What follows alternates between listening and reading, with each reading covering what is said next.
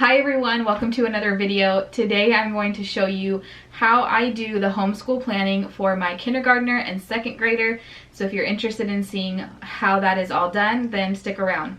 You look so beautiful, and I'm so lucky to be yours, and you're taking me high. Alright, this video is an open collaboration with two fellow homeschool YouTube moms. The first is Abby from Rooted and Rest, and the second is Jessica from the Waldock Way. I will link the playlist down below of all of the other people who participated in this collaboration, and you can go down there and kind of see different ways that people plan and prepare, because there is no cookie cutter solution to this. It's different for everybody.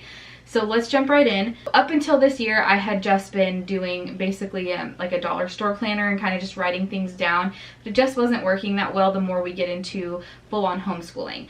The first year that I homeschooled was my oldest daughter's kindergarten year 2 years ago, but it was very informal, play-based, and I didn't really have curriculum for her other than like a reading and math that she was doing. So it was very informal, which was totally fine. It worked great for her because she just loved to learn, so she would just always be asking questions. But for her first grade year last year, and then now her second grade year this year, I definitely wanted to do something a little bit more structured because that's what she thrives with and loves. My youngest is going into kindergarten, and she is very opposite. She likes to get out and play. She likes to be active. She likes to be hands-on. She does not really love workbooks. She likes them okay, and she does a couple pages in her workbooks, but she also needs kind of a distraction in between, something to get her body moving. So very different approaches. And the older that they're getting, I realized I needed something better to plan. So I picked up the teacher edition of the Happy Planner. Now I use the Happy Planner for our personal family life. I also use a separate Happy Planner for our budgeting. We follow Dave Ramsey, and I have videos about that you can go check out as well in that playlist. But I needed one for homeschooling, so I went with what I love and what I know and went with the Happy Planner. It's the teacher edition, which is obviously geared towards teachers in a public school, private school setting, but I am able to use this and kind of tweak it a little bit to make it what I need. So let's go ahead and jump right in and show you how this works. Starting off with the monthly layout and monthly view here, I just basically write in important days, like the first day of school for us was August 10th. We're year-round homeschoolers, but we take a little bit longer break in the summertime, and I just had a baby at the end of June, so we definitely had that kind of time off planned in, and our first day back was the 10th, which was yesterday when I'm filming this. I'm filming this on the 11th. And I write in any field trips we have, which because of COVID right now, there aren't any of them, but any plans that we have. We are going camping this week here, so that's why that is there.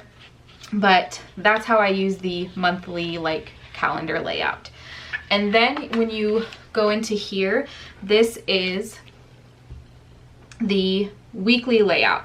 So it has Monday through Friday down the side, and I add in the dates, which I love that it's undated because everybody kind of starts differently. And then up here I just did subjects. So you could do, if you had more kids, you could do like each kid could have a column, and you could just kind of write in what they need to accomplish that day, or each kid could have 2 columns. But I chose to do subjects, so we have math, reading, writing and grammar, spelling, keyboarding, music, and then family subjects, which were geography, science, history, art, and Spanish. Because we do one of those per day, I was able to combine those all into one like family subject category. So as you can see, today's the 11th. We have already done all of this stuff for here, and we also jumped ahead and did Spanish because we were excited about it.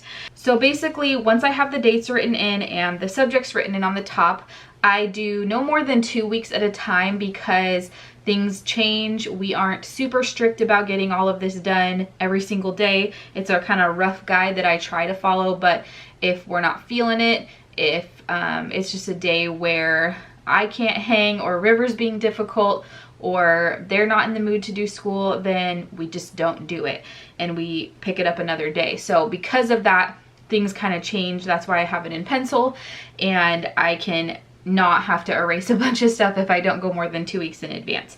We do try to complete all of the stuff that's on here over a 7-day period. So if that means we're doing some stuff on the weekends or later in the evening when Anthony's home, then sometimes that's the case, which honestly, it works out just fine for us. But basically, so for example, for math, they have an online and a written component. And so I just basically write B online, B workbook, B online, B workbook, and then I go onto the online program and into the workbook and fill in the next one in line that they have to do. I do the same thing for reading because it's the same program that we use for both of these two. For writing and grammar, I do the same thing. So Bailey is the only one that does handwriting and grammar, and she's doing the Getty Dubé handwriting. Page 1 is what she just started on our first day of homeschool this year. And then she has grammar that she's doing, and she was doing lesson 76, a, and the. So I just kind of fill in the next in line there. For spelling, Bailey only does twice a week for spelling, and that's an online thing that's part of her reading curriculum. So she does online 33, 34, again, just kind of in order. She also does keyboarding without tears. We do that once a week. Usually it takes 2 days to do it because it's a little bit longer. So I just kind of have it on one day and then she can pick it up and finish it on the next day. And then for the family subjects, we do history twice a week. We do geography, Spanish, science, and art once a week. So I just write in what we're doing, history that day, and then what I need to have on hand for that day. And then once I have it on hand, I highlight it. And then once we've done history, then I highlight the title. So that is basically all that I do for my planning. So looking at the next week, we are actually going camping. So we have no school on the 19th, 20th, 21st, or 24th, because we're going to be camping that whole weekend, and we get back late Sunday night. So I did intentionally start our first day of homeschooling on the 10th so that we could have like a week and a half and then take a break. Since we are adding some new things in, we could kind of like take the weekend of camping to kind of think about things, what's working, what's not, what should we change before we really hop into our full-on few week dedicated time period. So this again is the same kind of thing. I just went in line. We're taking a break for these 3 days. And then I said I do 2 weeks normally, but since most of this week we're not doing anything, I went ahead and did through the 28th of August. So everything is filled out, ready to go for this family subjects here. I don't have anything written here. I still need to do the prep on that, but that is pretty much it. And then I do want to mention really quickly, I use kind of not on a daily basis, but I do make sure I look at these at least a couple times a month. I have what your kindergartner needs to know and what your second grader needs to know. And I also mention these in my curriculum video that's coming up. But I do use those in my planning process to make sure that we're hitting the things that we need to hit, that they have learned or are learning, or we plan to learn the things that they should know for their corresponding grades. So those books are huge helps for sure. I actually heard about these from Jessica at the Waldock Way, watching one of her videos. I think it was about a month and a half ago, and I ordered them right away. We are year-round homeschoolers, which just means we don't take a giant summer break in the middle of the summer. We kind of just take breaks whenever we want to. So we try to do, in our state, age 8 is the age of compulsory education. So since Bailey just turned 7 and Quinn is 5, we technically don't have to do a certain amount of hours or anything like that yet, but I do like to try to get kind of close to that track, get close to kind of the 180 days that people going to public school, private school have to do, so that we can kind of be in that routine once that requirement does come into play next year when Bailey does turn 8 years old.